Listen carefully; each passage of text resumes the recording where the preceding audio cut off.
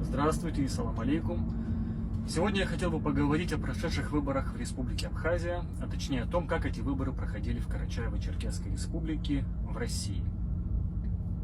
Данное видео я снял по многочисленным жалобам местных жителей, которые мне писали о том, что происходило у нас в регионе.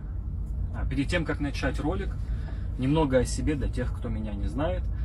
Я бывший вице-президент Международной абазино-абхазской общественной организации Ал-Ашара, а также экс-член Президиума Высшего Совета Всемирного Абхазо-Абазинского конгресса и экс-председатель регионального отделения ВАК в Карачаево-Черкесской республике в России. Сейчас я, так сказать, в изгнании, новое махаджирство для неугодных людей. Так вот, возвращаясь к основной теме, необходимо сообщить, что очень много абазин и черкесов были возмущены тем, с какими нарушениями закона и фальсификациями 1 марта 2025 года был проведен второй тур выборов президента Республики Абхазия на избирательном участке в городе Черкесске. Напомню, что в ноябре 2024 года бывший президент Республики Абхазия Аслан Бжания под давлением гражданского общества был вынужден подать в отставку досрочно. Люди были недовольны тем, что Москва принудила его к заключению соглашения о предоставлении российским инвесторам льгот и преференций в Абхазии. Абхазы опасаются, что по данному соглашению российские олигархи скупят все побережье страны, и граждане Абхазии потеряют свое главное национальное богатство – свою землю. Ушедшего в отставку Бжания сперва временно сменил на этом посту член его команды, соответственно его заместитель, вице-президент Бадра Гунба, который затем стал баллотироваться на пост будущего президента страны. Его основным оппонентом стал лидер оппозиции, выступающий против продажи иностранцам земельных участков в Абхазии Адгур Ардзинба.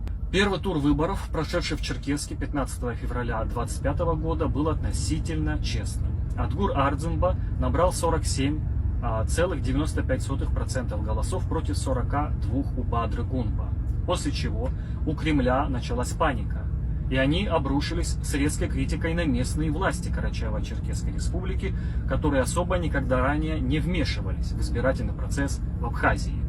И, видимо, не очень хотели этого делать и сейчас. В одном из провластных телеграм-каналов даже появились посты о том, что власти КЧР не справляются со своей работой, и у них в Черкесске побеждает антироссийский кандидат Ардзинба. Хотя, конечно, на самом деле нет никаких фактов о том, что он является антироссийским. Ко второму туру выборов власти КЧР подготовились более тщательно. Еще до второго тура некоторым добровольцам, участникам Отечественной войны в Абхазии, поступали угрозы с тем, чтобы они отказались организовать поездку своих делегаций в Черкесск на второй тур выборов. Например, председателю добровольцев из Северной Осетии. После того, как он ослушался, у него начались проблемы и в Абхазии, и в Осетии. А в день самого голосования были зафиксированы самые многочисленные нарушения, которые были зафиксированы избирательным штабом Адгура Ардзинба. Цитирую заявление штаба. В Черкесске обнаружены множественные случаи, когда избиратели пытались проголосовать по чужим паспортам, а также зафиксированы попытки организовать так называемую «карусель» в поддержку кандидатуры Бадры Гунба. Имело место давление со стороны сотрудников избирательной комиссии на избирателей.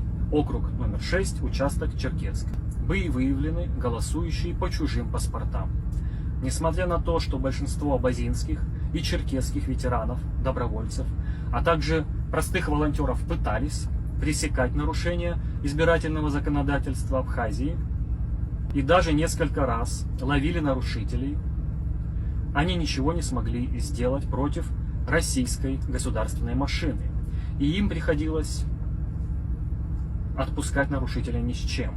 Представители правления абазинской общественной организации Абаза, а также некоторые абазины, работающие в мэрии города Черкесска, были замечены на прямом подкупе избирателей за кандидатуру Бадры Гунба. Поэтому теперь во втором туре выборов на участке в Черкесске за Бадру-Гунба проголосовали уже 55,9% граждан Абхазии, а за Ардзинба 41%. В итоге президентом стал более лояльный Москве кандидат из команды бывшего президента.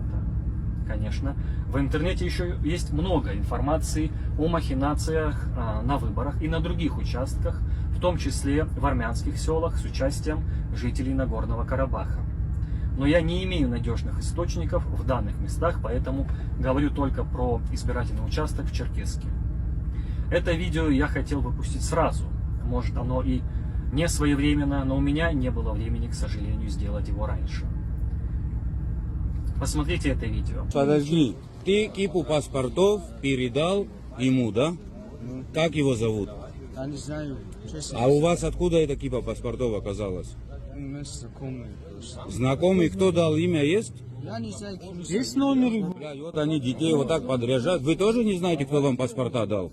Зеленый. Не знаю, говорю. Ну, Похоже и... как? Я двух кентов вижу. Ну, паспорта, кипу паспортов передали, говорю, только что Я человеку. понял, говорю, на это сейчас вообще... Короче, вот они детей подряжают с кипами паспортов, ходят зелеными.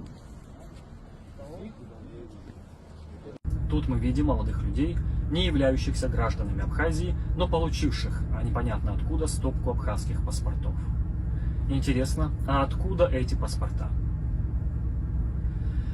Дело в том, что после прихода к власти в Абхазии президента Бжания новыми гражданами Абхазии из КЧР и других регионов Северного Кавказа могли стать только те люди, которые получили одобрение от председателя общественной организации Абаза, что, безусловно, является нарушением законодательства Абхазии.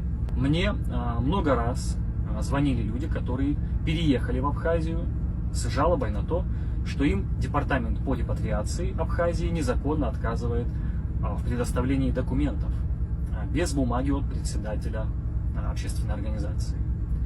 Кто за эти несколько лет смог получить гражданство таким способом, неизвестно.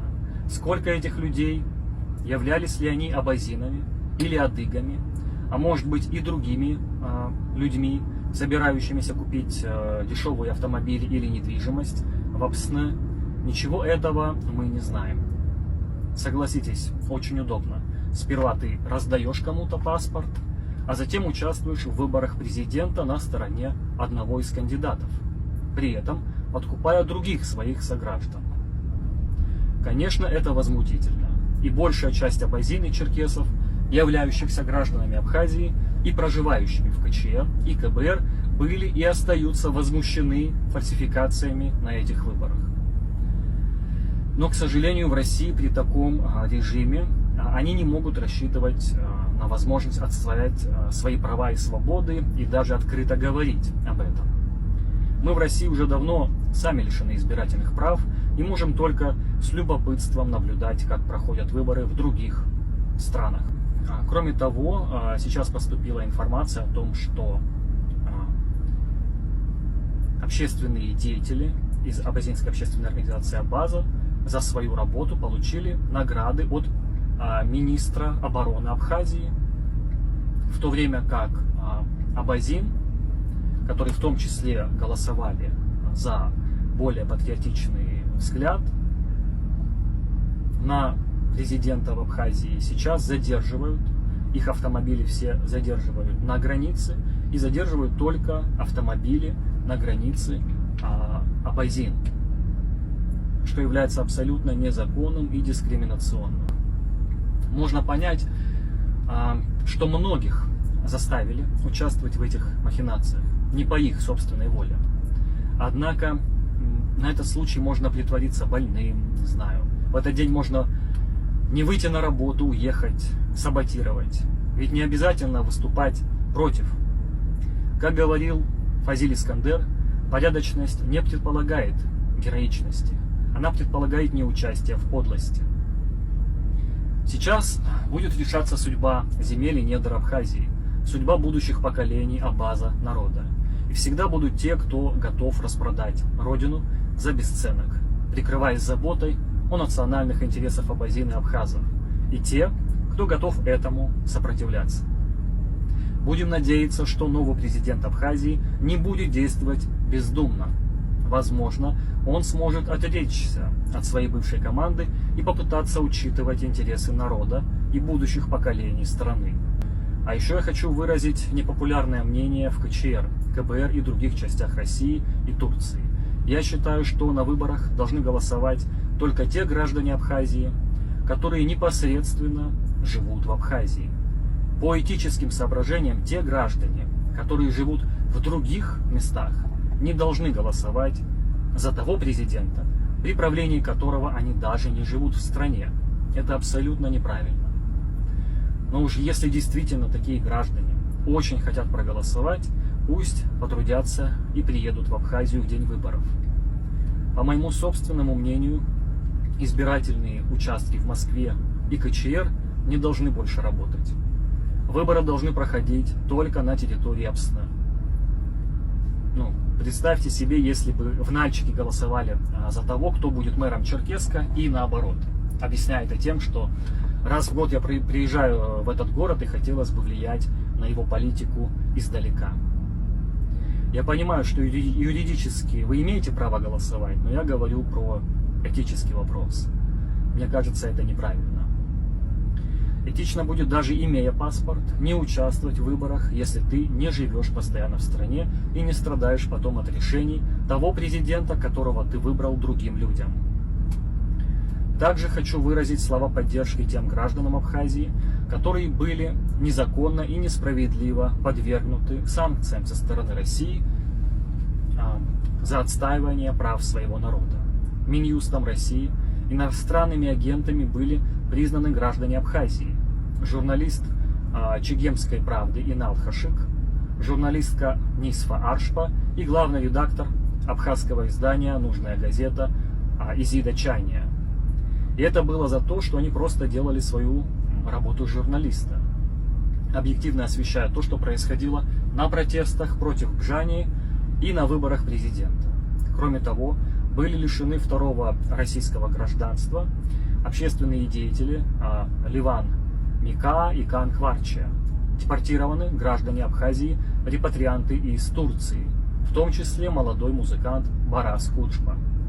Видимо, все, кто хоть немного пытаются говорить и защищать правду в России и рядом с ней, будут вне закона. Но на самом деле именно эти люди являются настоящими примерами смелости и честности. И как бы власти не хотели очернить их имена, люди все равно понимают, кто на самом деле прав.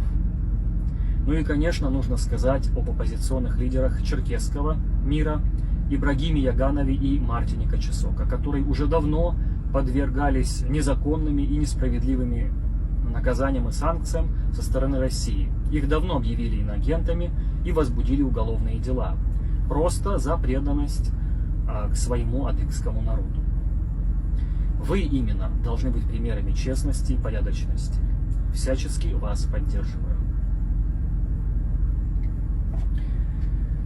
На этом у меня все. Ставьте, пожалуйста, лайки. И не забывайте подписаться на мой канал. До следующих встреч. Пока.